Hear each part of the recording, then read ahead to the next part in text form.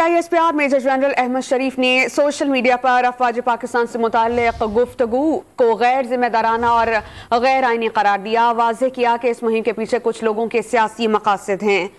कुछ केसेस में बैरूनी एजेंसीज के एजेंडे को आगे बढ़ाया जा रहा है। तामीरी तनकीद कबूल है, लेकिन फौज को ढोंस से दबाव में नहीं लाया जा सकता।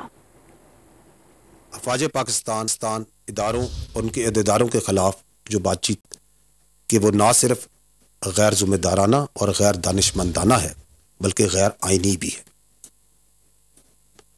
और हमें इस बात का भी इदराक है कि हो सकता है कि कुछ लोग ये जाती हैसियत से कर रहे हों, बल्कि लेकिन इसके पीछे कुछ जाती और सियासी मकासद भी हैं। और कुछ केसेस में बैरून मुल्क जो आपकी एजेंसीज हैं, जो हॉस्टाइल इंटेलिजेंस एजेंसीज हैं, उनके एजेंडे को भी आगे बढ़ाया जा रहा है। उनके आलाकार भी बने हुए।